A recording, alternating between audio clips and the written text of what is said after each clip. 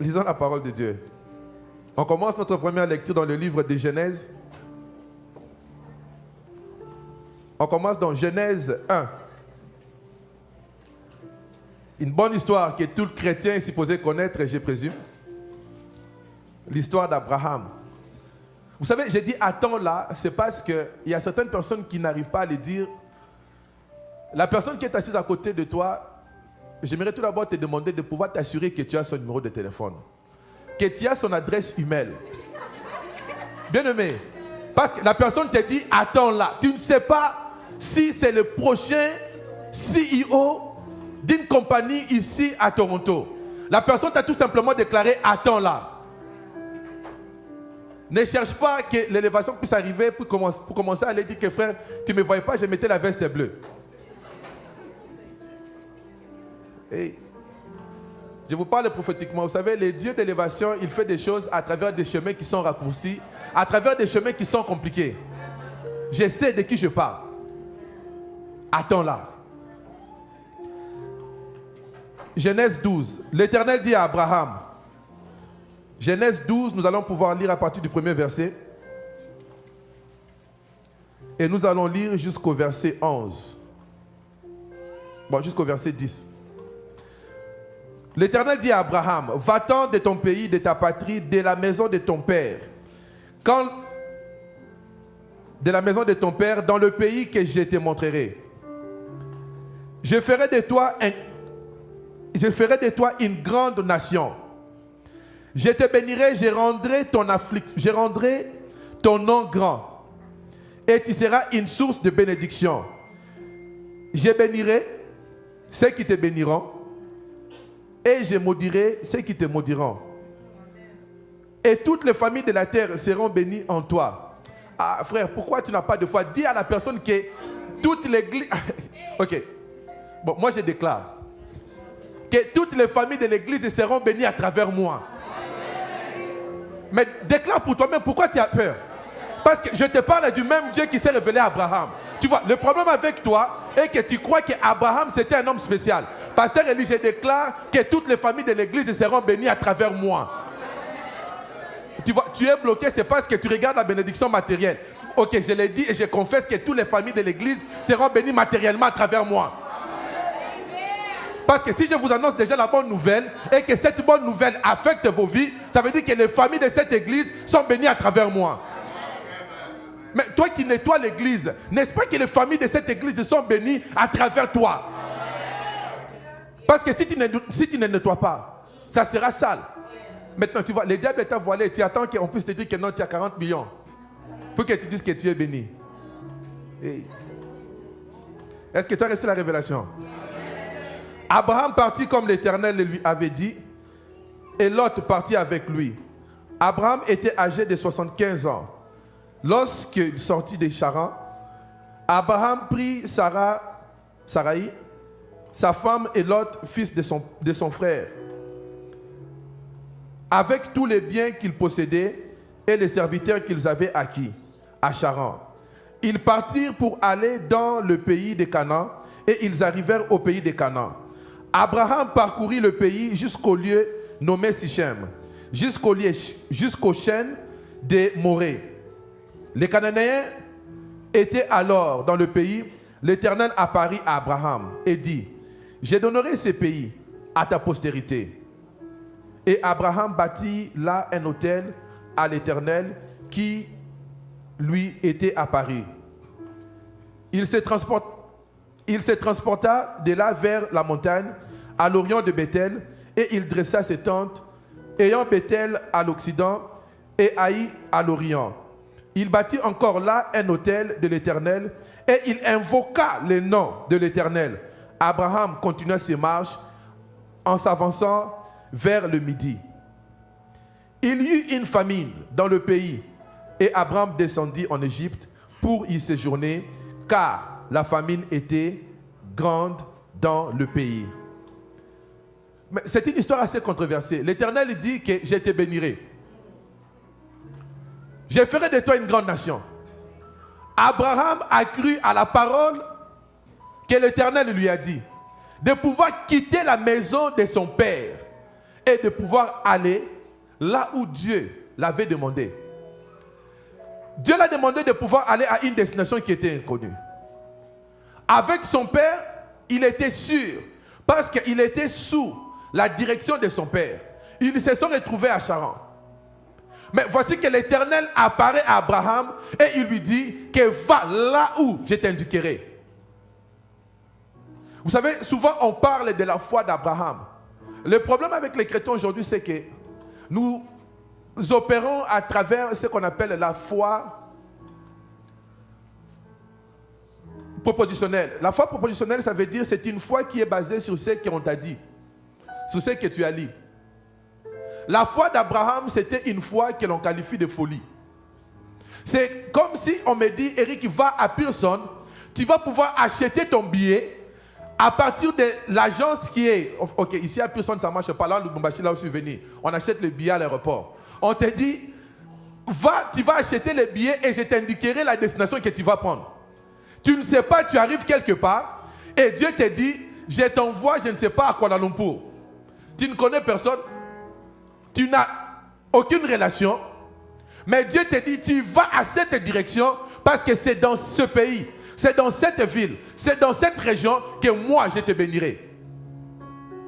Ce n'est pas une foi qui est basée sur la lecture de la parole de Dieu, là où parce que j'ai lu, parce que j'ai vu que ça marchait avec Paul, ça marchait avec Pierre, bon peut-être que ça va marcher avec moi. Abraham a cru et il s'est déplacé. Mais regardez ce que la Bible nous dit. Abraham se déplace. Abraham arrive là où Dieu lui avait promis.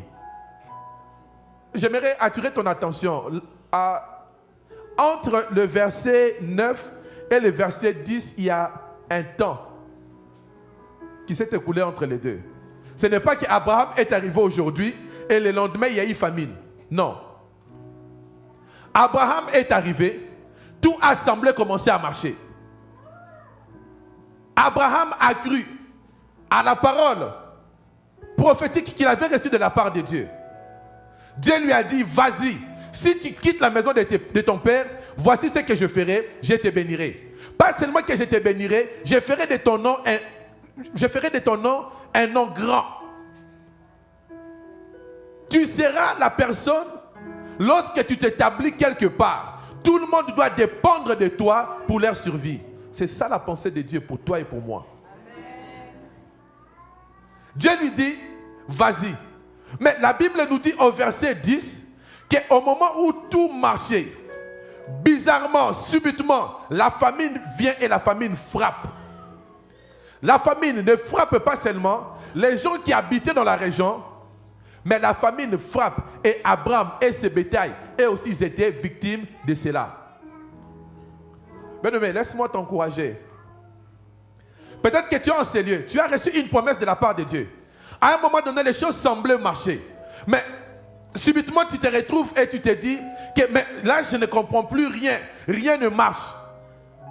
Tu te poses la question, tu te dis, non, je crois que c'est le diable qui m'avait demandé de prendre cette décision. J'aimerais te dire que cela est faux. Lorsque Dieu te promet quelque chose, il y a des moments où Dieu peut permettre que des circonstances puissent se présenter devant toi. Mais regardez ce qui arrive. Abraham se retrouve devant la famine. Il se retrouve avec ses bétails qui commencent à mourir. Il se retrouve avec tout ce qui peut arriver de négatif. Et il se dit que je dois quitter pour pouvoir aller en Égypte. Abraham se retrouve en Égypte. Arrivant en Égypte, il avait une semence qui était sa femme. Il arrive en Égypte, les Égyptiens regardent et se disent que mais cette dame, elle est réellement belle. Le roi sera sûrement intéressé si on lui dit qu'il y a une bonne femme ici, une belle femme, pour pouvoir prendre possession de cette femme. Allons parler au roi. Ils vont, ils parlent au roi et le roi il vient, le roi laisse Abraham entrer. Le roi prend Sarah et il en fait une femme. La Bible nous dit évidemment que le roi n'a jamais été avec Sarah. Mais la Bible nous dit qu'arrivé en Égypte, il y a quelque chose qui arrive. Dieu s'est mis à commencer à bénir Abraham. La première des choses que j'aimerais tout d'abord te dire, attends là, la situation difficile que tu traverses, les complications que tu as. Bien-aimé, c'est tout simplement une symphonie de musique que Dieu est en train de mettre ensemble pour t'aider à pouvoir produire un bon son. Le problème est le suivant. Certains d'entre nous, on nous avait enseigné que lorsque tu viens à Dieu, tu te maries, ton mariage sera affiché sur Facebook comme étant le meilleur mariage. Tes finances, les gens vont savoir que c'est toi qui es l'homme le plus béni. Tu as commencé une église, tout le monde saura que dans ton église, l'onction descend à chaque fois que tu appelles et que tu invoques Dieu. Bien-aimé, je t'informe que c'était une histoire. Vous savez, les histoires de Facebook ne sont pas des histoires vraies. Attends là. Pourquoi tu es découragé? Peut-être qu'on t'avait dit que les jours où tu vas aller aux études, tu vas étudier, tu auras un diplôme. On te garantit que le lendemain, comme toi tu as fait les administrations des affaires, on va pouvoir te nommer DG. Bien-aimé, tu as terminé, tu as ton diplôme. Au lieu qu'on te nomme DG, il y a même des compagnies de customer service qui sont en train de t'intimider pour te payer $12. Et tu te poses la question, où est cette prophétie? Où est la réalisation, la manifestation de cette parole qui m'a été annoncée? Bien-aimé, je t'annonce, attends là. Attends-là. Le problème est le suivant. Il y a des étapes dans la vie d'un enfant de Dieu que chacun d'entre nous, nous sommes supposés comprendre et réaliser si nous aimerions appeler à l'existence, à la manifestation, ce qui n'existe pas. Dans la Bible, lisons rapidement, il y a ces versets, les pasteurs avaient touché à ça, les jours de la prière, les vendredis, mais on va pouvoir toucher à ces versets dans une autre dimension. On va aller rapidement dans Habakkuk.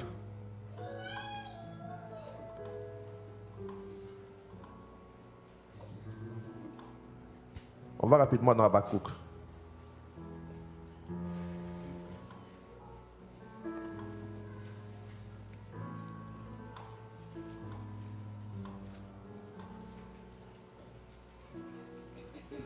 Habakkuk. On va lire à partir du premier verset jusqu'au troisième verset. Habakkuk 2, premier verset. Habakkuk chapitre 2, premier verset jusqu'au troisième verset. La Bible dit ceci. J'étais à mon poste et je me tenais sur la tour. J'ai veillé pour voir ce que l'Éternel me dirait et ce que je répliquerai après ma plainte. Laissez-moi tout d'abord m'arrêter ici et vous expliquer ce qui s'est passé réellement. Ici, on nous parle d'un prophète de Dieu. On nous parle d'un oint de Dieu. On nous parle de quelqu'un qui a reçu la promesse de Dieu. On nous parle de quelqu'un qui a reçu la parole prophétique. Mais cette personne s'est retrouvée à un moment donné. La parole prophétique n'arrive pas à pouvoir se manifester. Les circonstances, les difficultés continuent à augmenter. Et la personne nous dit que j'étais à mon poste et j'attendais. Il y a certainement quelqu'un qui est venu ce matin. Tu as quitté ta maison, tu es venu et tu te dis que tu t'attends encore à écouter ce que l'Éternel te dira encore. Parce que tu as tellement prié. Le vendredi, à peine que tu as terminé de prier, lorsque tu es rentré à la maison, la situation a continué à s'empirer. Je t'annonce la bonne nouvelle, attends-la. Habakkuk a dit qu'il attendait que l'Éternel vienne lui parler pour qu'il puisse encore faire quoi? Se plaindre. Vous voyez le cœur de quelqu'un qui est complètement fatigué, quelqu'un qui est complètement désespéré, quelqu'un qui est complètement abattu. Il dit que j'attendais. J'étais à mon poste. J'étais là où Dieu m'avait parlé. Et j'attendais encore à ce que ce même Dieu descende encore et qu'il me parle. Qu'il me parle. Pas seulement qu'il me parle, mais j'attendais que ce Dieu me parle. Et une fois qu'il a terminé, je lui adresserai encore mes plaintes. Mes plaintes, c'est quoi? Seigneur, tu as tellement parlé. Les prophètes sont passés. Les prédicateurs sont passés. Or, chaque fois qu'on demande qu'on prie pour moi, je passe devant, on prie. Mais il n'y a absolument rien qui se manifeste. Chaque fois qu'on me demande de pouvoir donner une offrande, des prophètes, je donne cette offrande. Mais regarde, Seigneur, rien n'arrive. Seigneur, tu m'as demandé de pouvoir s'aimer. J'ai semé, mais je suis toujours fertile. Ma soeur, je t'annonce la bonne nouvelle. Attends-la. La Bible dit ceci. L'Éternel m'adressa la parole. Et il dit, écris la prophétie. Grave-la sur des tables, afin qu'on la lise. Car c'est une prophétie dont le terme est déjà fixé. Elle marche vers son terme et elle ne mentira pas. Si elle tarde, toi fais quoi? Si elle tarde, toi fais quoi? Laissez-moi décortiquer quelque chose. La différence entre Abraham et son père, c'était tout simplement le suivant. Abraham, lorsque Dieu s'est révélé à lui, Abraham a reçu une promesse. Comment est-ce qu'Abraham a su que Dieu lui parlait? C'est parce qu'étant un enfant qui est né dans une famille polythéiste, il savait qu'il y avait plusieurs dieux. Et parmi ces dieux-là, il savait aussi qu'il y avait un Dieu qu'on appelait Elohim. En fait, Elohim, c'est le nom pour pouvoir définir tout ce qui est divinité. Mais il savait que parmi les Elohim, il y a un Elohim qui est le créateur. Pour le mettre dans un contexte très simple. Abraham savait qu'il existait. C'est la raison pour laquelle lorsque Dieu s'est révélé à Abraham a compris que celui qui est en train de me parler, ce n'est pas le petit Dieu que papa m'a toujours demandé de pouvoir aller prier chaque matin. C'est lui qui s'est révélé à moi. Il ne s'est pas révélé à travers un objet. Il s'est révélé d'une manière surnaturelle. Et Dieu ne s'est pas seulement révélé à Abraham, Dieu a donné une promesse. Le problème avec les enfants de Dieu est le suivant. Certains d'entre vous, vous avez cru à Dieu, mais vous n'avez pas reçu de promesses, ou bien vous avez reçu des promesses, mais vous ne croyez pas aux promesses que Dieu vous a données. Une vie chrétienne sans de promesses, ce n'est pas une vie chrétienne. Parce que la promesse est la seule des choses qui te permet de pouvoir maintenir et de pouvoir activer ta foi. Est-ce que je parle à quelqu'un? Abraham, ça a pris 30 ans. Entre la période où il a reçu la parole, aujourd'hui on parlera de la parole prophétique, mais avec Abraham, c'est Dieu lui-même qui avait prophétisé. Dieu a parlé. Dieu s'est révélé à Abraham. Ça a pris 30 ans. Entre la date où Dieu avait dit à Abraham que je ferai de toi une grande nation. Bien aimé, réfléchissons un peu étant qu'humain. N'est-ce pas que cet homme, il avait le droit de pouvoir se décourager? Tu viens, tu me trouves tout d'abord, mon épouse est stérile. Ce n'est pas un problème. Deux, nous sommes vieux. Tu viens avec tes histoires, tu me dis que tu feras de moi une grande nation. Maintenant, vous savez, étant qu'humain, si je prophétise sur toi, tu vas attendre que non, le lendemain, lorsque tu rentres à la maison, que tu puisses trouver la réalisation de la parole prophétique. Mais Abraham, ça a pris 30 ans. Et je t'informe la bonne nouvelle, durant les 30 ans, il y a eu aussi des périodes de famine. Durant les 30 ans, il y a eu des moments où Abraham a failli perdre son mariage. Parce que tellement qu'ils ont patienté, rien n'arrivait. La femme s'est dit, je crois certainement que j'ai reçu la bonne révélation de la manière dont Dieu allait pouvoir accomplir cela. Mais écoute, cette petite, je la vois, elle est encore très jeune. Elle est belle. Donc ça veut dire que toi, étant qu'homme, tu n'auras pas de difficultés pour aller avec elle. Tu vas avec elle et tu produis des enfants. Et sûrement que ça sera exactement ce que Dieu nous avait promis. Bien-aimé, la parole prophétique, tu ne peux pas la réaliser à travers tes propres moyens. Lorsque tu as reçu une promesse de la part de Dieu, ne va pas t'accrocher à tes propres moyens pour arriver à pouvoir commencer à matérialiser, à commencer à commercialiser, à commencer à préfabriquer ce à quoi Dieu t'a promis. Attends-là. Abraham, sous la pression, vous savez, lorsque vous vivez avec une femme et qu'une femme a le désir de concevoir, il y a une pression qui monte vers l'homme et l'homme n'a pas de choix qu'à un moment donné de commencer à croire à ce que la femme demande. Sous la pression, Abraham a cru. Non, c'est Ismaël. Il prend Agar et ils vont ensemble et ils produisent Ismaël. Mais le problème était le suivant. Dieu a laissé Ismaël venir. Dieu s'est révélé à la mère d'Ismaël. Il lui a dit que toi, je t'ai vu. Mais le problème n'est pas cela. Ton fils, je te promets que je lui bénirai aussi. Parce qu'il vient d'Abraham. Mais le problème est que pour déterminer la lignée du Messie, ça ne viendra pas d'Ismaël, ça viendra de Sarah. Sarah, attends-la. Attends-la. Sarah qui était contente, qui croyait que, oh, voici maintenant, je peux porter un fils. Dieu orchestre encore des événements. Il commence à se disputer avec qui? Avec Agar. Il se dispute avec Agar. Il se dispute avec Agar. Dieu lui dit, chasse cette femme. Sarah se présente devant Abraham. Il commence à menacer. Abraham, sous la pression, Abraham, vous pouvez voir qu'Abraham est en train de chasser Ismaël. Vous savez, tu as pleuré, tu as même dit à Dieu que non, c'est Éléazar qui va avoir l'héritage et ainsi de suite. Maintenant, tu as un fils. Maintenant, sous la pression, on te demande, et sa femme, et sa mère, et ton fils, out. Abraham les chasse. Ils se retrouvent encore ensemble. L'ange de Dieu passe.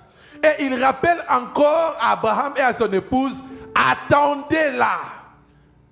La promesse va pouvoir se réaliser. Laissez-moi vous donner 3 éléments qui vous permettraient de pouvoir manifester tout ce que Dieu vous a demandé dans votre vie. Et on va pouvoir clôturer. La première des choses que tu dois faire, lorsque Dieu te parle, lorsque Dieu te promet quelque chose, tu dois absolument rester là où Dieu t'avait parlé. Le problème est le suivant. Il y a des difficultés que les enfants de Dieu ont parce que le ciel peut s'ouvrir dans cet environnement ici et tu reçois une promesse de la part de Dieu pour ta vie, pour tes finances, pour ton travail. Mais parce que tu es distrait, tu vas aller te retrouver quelque part d'autre où Dieu ne t'avait pas envoyé. Et en te retrouvant là-bas, toi tu crois à la promesse, mais la promesse ne pourra pas se coller à toi. Parce qu'il y a un poste, il y a un endroit là où cette parole a été libérée. Reste là où Dieu t'avait placé. Reste là.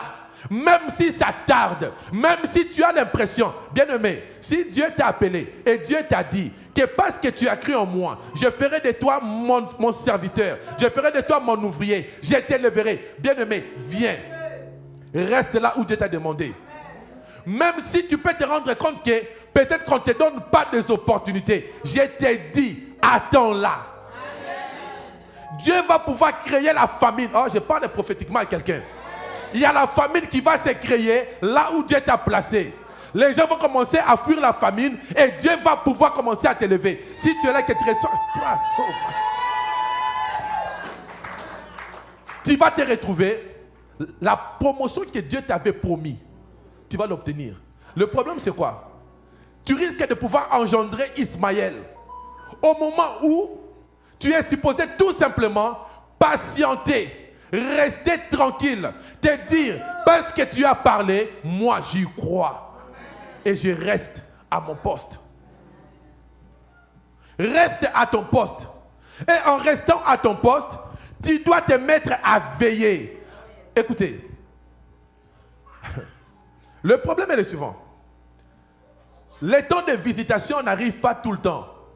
Raison pour laquelle même la Bible utilise, raison pour laquelle on utilise même le mot, les temps de visitation. Est-ce que vous tous, vous venez chez le pasteur Elie à tout moment? Non. Il y a un temps de visitation. Le problème est le suivant. Si tu es trop distrait ou trop distraite, ton temps de visitation va venir. Mais parce que tu ne veilles pas, parce que tu n'étais pas à ton poste, ça va pouvoir passer. Tu vas pouvoir louper la bénédiction que Dieu t'avait donnée. Frère, tu peux être là, tu cherches un travail. Dieu peut te donner un travail en te donnant tout d'abord un travail qui te donne l'impression comme si tu es humilié. Tu commences à te regarder, tu commences à te dire, ah, moi vraiment, un contrat de 2 mois, ces gens ils se moquent avec moi. Frère, prends ce contrat-là tout d'abord. Lorsque tu rentres dans la boîte, je vais te donner le deuxième secret. Tu commences à réclamer et à déclarer. Parce que, étant que citoyen du royaume, tu as la clé de lier et de délier. Tu commences à lier. Seigneur, parce que tu m'as fait rentrer dans cette boîte, j'ai dit et je déclare que cette compagnie m'appartient. Mais rentre tout d'abord. Ne sois pas trop distrait. Tu es là, tu es en train de regarder, oh non, moi, les gens vont apprendre que maintenant j'ai des contrats de 1 mois. Mais avec mes diplômes. Frère, nous tous que Dieu élève, Dieu commence toujours avec nous par le bas. En passant, juste une petite parenthèse. Toute personne dans cette salle qui croit à l'élévation, sache-le que pour être élevé dans la vie, tu dois tout d'abord être un célibataire. Si tu es là, tu dis Amen. Si tu n'aimes pas être célibataire, tu ne seras jamais élevé. Ok, célibataire, les gens ne comprennent pas. C'est quoi? Quel est l'autre mot pour bien expliquer célibataire? Ok, tu dois travailler pour quelqu'un. Ok, si tu ne comprends pas, tu vas être élevé, tu vas devenir prédicateur, trouve un ancien ici, commence à lui porter sa Bible. Est-ce que tu reçois la parole, tu reçois la révélation? Oh, mais je vous parle des choses vraies. Frère, que je vous donne mon témoignage? Bon, je m'abstiens.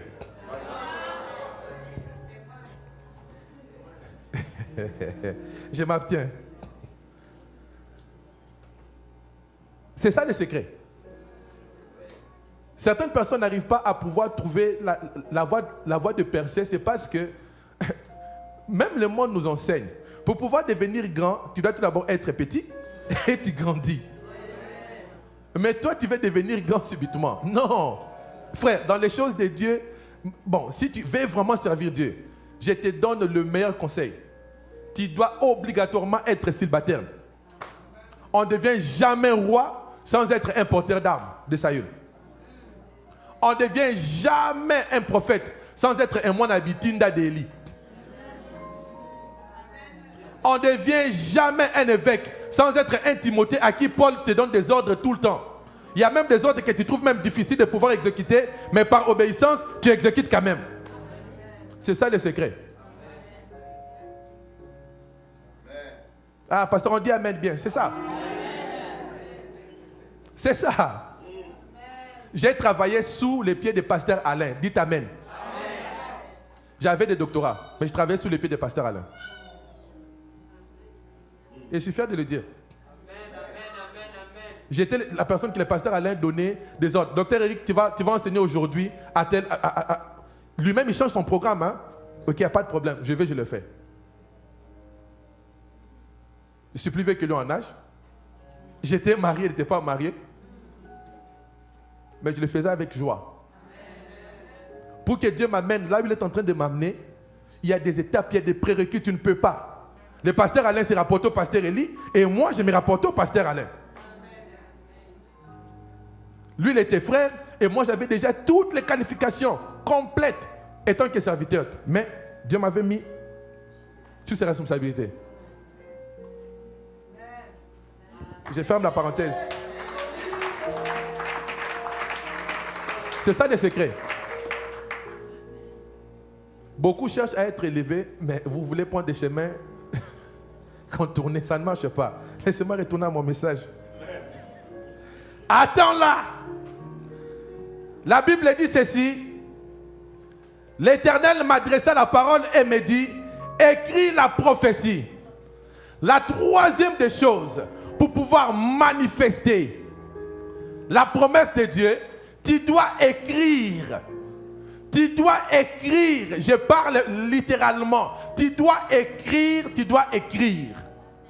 Tout ce que Dieu t'a promis. Que ce soit à travers une parole que Dieu t'a révélée entre toi et lui. Que ce soit à travers un de ses serviteurs. Bien-aimé, si tu aimeras manifester cela, tu dois aller écrire cela. Pas seulement écrire, après l'avoir écrit, tu dois te mettre et commencer à le lire tout le temps. Tu désires avoir une augmentation salariale. Tu désires avoir une promotion. Ici, je parle des hommes qui sont qualifiés. Ok? Ouais. Donc, on ne parle pas que non, toi, tu n'es pas qualifié, tu vas commencer à réclamer des promotions. Non, on ne parle pas de ça. Je ne suis pas un militaire, je ne peux pas aller réclamer une promotion dans l'armée canadienne. On va me demander de courir d'ici jusqu'à Oshawa, je vais tomber. Vous commencez à m'imposer des mains. Oh non, c'est les démons, ce n'est pas les démons. Je ne suis pas qualifié pour ce travail-là. Ok? Lorsque tu es qualifié pour un travail et que tu cherches à pouvoir le voir se manifester, tu y vas, tu écris. Et lorsque tu écris, lorsque tu es entre toi et Dieu, tu commences à lire et à répéter et à déclarer cela. Je vous donne un secret. C'est comme ça que tous ceux que vous appelez des grands accomplissent des choses. Parlez avec les gens qui ont pu faire des grands pas avec Dieu. Ils vous diront qu'ils ont toujours leur carnet privé.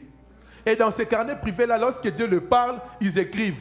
Faites attention, lorsque vous voyez quelqu'un accomplir de grandes choses, n'enviez pas seulement. Il y a des lois et des principes que ces gens-là ont compris. Ils écrivent.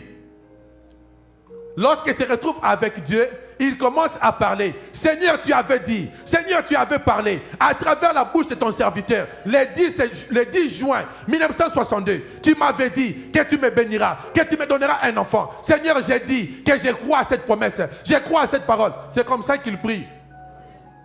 Et il prie sur base de ce qu'il a écrit. Pourquoi? Parce que lorsque tu écris quelque chose et que tu commences et que tu continues à lire ce que tu as écrit, ça augmente ta foi.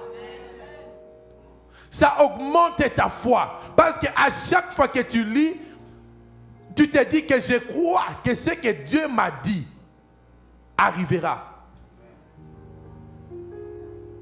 Tu dois croire que la parole que Dieu t'a dit, parce que c'est une promesse. La promesse doit toujours atteindre son cible. À moins que ça ne soit pas une promesse qui était venue de la part de Dieu. Si Dieu t'avait réellement parlé, le jour que toi tu es venu à Jésus, si Dieu t'avait dit quelque chose, Dieu t'avait promis quelque chose, bien aimé, je t'ai dit, attends là. Si Dieu, lorsque tu quittais le Congo, toi tu n'étais pas rentré dans l'avion comme tout le monde qui vont en Occident avec le principe qu'il n'y a que Lukavi, je m'en vais chercher à gagner la vie. Et que toi, Dieu t'avait dit que là où tu vas, je ne sais pas, en France, en Europe, au Canada, moi, l'Éternel est Dieu qui a permis que tu puisses obtenir le papier. Je t'ai dit que je ferai de toi ça et ça. Bien-aimé, écris-la. La raison pour laquelle ça ne se manifeste pas dans ta vie, c'est parce que tu ne l'as jamais écrit. Et parce que tu ne l'as jamais écrit, aujourd'hui tu doutes que c'est Dieu qui t'avait dit cela. Écris la prophétie. Reste à ton poste. Attends-la. Pourquoi? Parce que la Bible dit qu'il y a un temps qui est fixé. Toute parole qui sort de la bouche de Dieu a toujours un temps qui est fixé. Il y a toujours un temps qui est fixé. Ma soeur, même si tout le monde se moque de toi, soit disant que tu ne te marieras jamais, ben tu ne t'es jamais marié, ce n'est pas un problème. Ce n'est pas un problème. D'ailleurs, je te donne même le secret.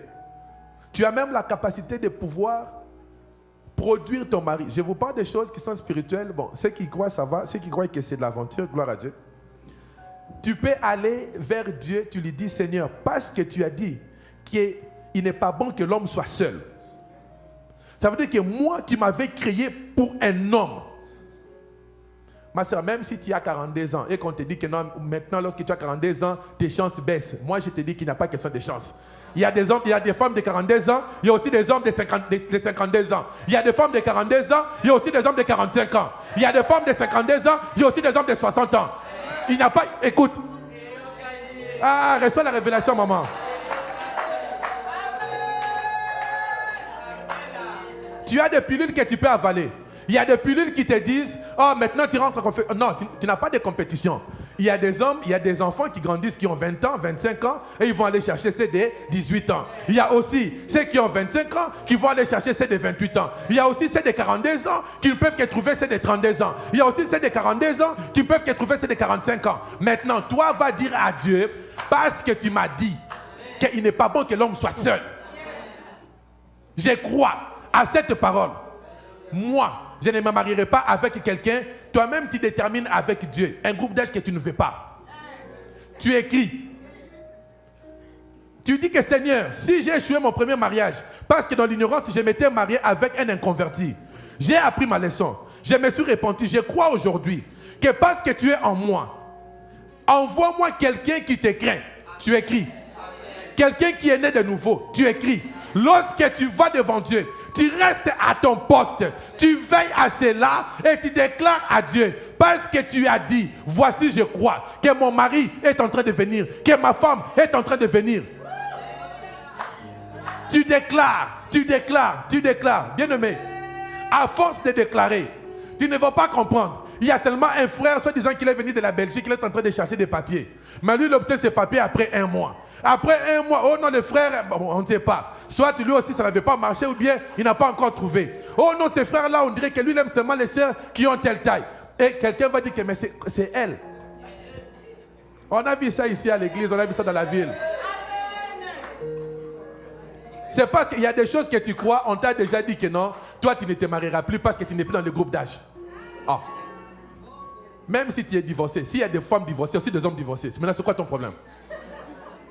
Non, on doit se parler des choses des fois clairement. Vous savez, l'ennemi c'est un menteur. L'ennemi c'est un menteur. Attends là. Ne va pas aller te créer ton propre Ismaël. Oh non, on m'a dit que non, ces derniers jours, ça ne marche pas. On m'a dit seulement qu'il y a un Pakistanais. Tu prends un Pakistanais, tu vas rentrer dans l'hindouisme là-bas, on commence maintenant. Et à lier les démons d'avant, et les démons d'après, et les démons de l'hindouisme. On ne sait plus comment les lier. Et après, tu nous dis que non, vos pasteurs n'ont pas de puissance. Tu as produit Ismaël toi-même.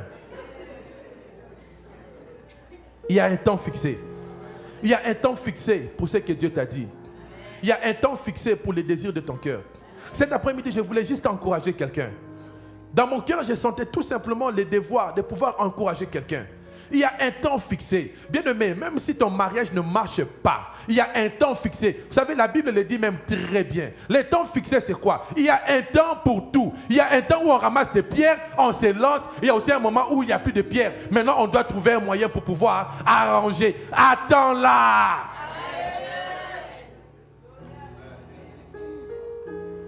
Ne sois pas à ton poste avec des plaintes. Toi, au lieu d'écouter la parole prophétique qui va pouvoir augmenter ta foi, toi, tu as déjà tes plaintes. Tu cherches toujours à dire à Dieu, écoute, lorsque je m'étais marié, toi, tu disais que non, pour le malheur et pour le bonheur et pour... Vous connaissez les affaires qu'on raconte toujours. Ok, toi, tu avais dit ça, mais moi, ici, je ne crois plus que cela marche avec moi. Non. Attends là. Rappelle à ces dieux-là. Quelles sont les promesses que tu avais reçues? Si tu n'as pas reçu de promesses, j'aimerais tout d'abord te dire que la parole de Dieu est l'endroit par excellence où tu peux tirer tout d'abord toutes les promesses que Dieu a pour ta vie. Dis à Dieu, tu as dit que nous sommes la descendance d'Abraham. Abraham, tu as promis que tu feras de lui un grand nom. Mais pourquoi moi, mon nom est toujours considéré parmi les noms les moins reconnus? Mais c'est une promesse. Tu as dit à Abraham que tu le béniras. Mais Seigneur, moi aussi, je fais partie de cette lignée. Parce que nous faisons partie de la lignée d'Abraham à cause de la foi. Parce qu'Abraham a cru par la foi et que toi et moi aussi, nous avons cru en Dieu par la foi. Nous n'avons jamais vu Dieu. As-tu déjà vu Dieu? Non. Mais par la foi, tu crois qu'il existe. C'est ce qui te fait rentrer dans cette même catégorie des gens qui doivent bénéficier des bénédictions et des promesses qui ont été prononcées à Abraham. Ne te décourage pas. Que ce soit la stérilité, attends-la. Dis à Dieu, tu n'as jamais marié quelqu'un pour pouvoir rester stérile. Tu n'as jamais fait cela. Je crois que si tu as permis que je trouve une femme, tu la rendras féconde. Prononce. Écris cela. Quel était le rêve que tu avais pour ton fils? Va te rappeler à Dieu. Seigneur, tu m'as montré que j'aurai un fils, j'aurai une fille. Elle s'appellera telle, elle sera telle. Je crois. Tu appelles à l'existence des choses qui n'existent pas. Tu ne peux pas croire à Dieu qui t'a permis de trouver une femme. Mais le même Dieu, même avant que tu trouves une femme, tu ne l'avais pas trouvé du jour au lendemain. Tu avais utilisé la foi. Peut-être que tu ne te rends pas compte, c'était la foi. Parce qu'il y avait plusieurs candidats, mais toi tu avais exercé la foi et tu as trouvé la sœur. De la même manière, tu dois croire qu'un enfant viendra d'elle. Attends-la. J'aimerais te donner l'opportunité de pouvoir prier. On va pouvoir juste prier dans une seule requête. On va pouvoir se mettre debout.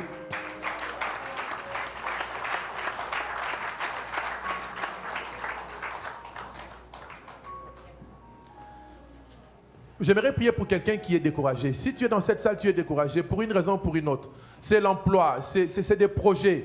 Toi, tu as reçu que des prophéties, des prophéties, des prophéties. Il n'y a absolument rien qui arrive. Tu as reçu des paroles, des promesses, tu as des désirs, tu as tout fait, tu as tout fait, tu as tout fait. Il n'y a absolument rien qui se manifeste. Il n'y a absolument rien qui arrive. On t'avait promis que tes enfants prospéreront. Mais tu te rends compte que c'est tout simplement la famine qui arrive dans ta famille. Au lieu que tes enfants prospèrent, tes enfants vont dans le sens opposé. Tu te poses la question, Seigneur, est-ce que ces paroles étaient réellement vraies? Je te dis, attends-là. J'aimerais prier avec toi. Tu vas pouvoir te mettre debout. J'aimerais juste demander, frère Jean-Robert, tu pourras juste nous donner un bon chant, un bon chant.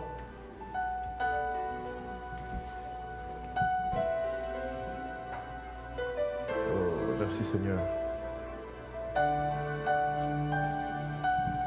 Pourquoi ne pas chanter, dire tout simplement, Seigneur, fais-moi voir ta gloire. Ça, c'est toute une prière. Dis à Dieu, Seigneur, fais-moi voir ta gloire. Parce que tu as besoin de la gloire de Dieu. Tu as besoin que Dieu se fasse dévoiler, qu'il te fasse voir. C'est à quoi il t'a promis. Est-ce que tu peux te mettre à prier? J'aimerais que tu ne sois pas distrait. Commence à prier, commence à prier. Dis-lui, Seigneur, fais-moi voir ta gloire.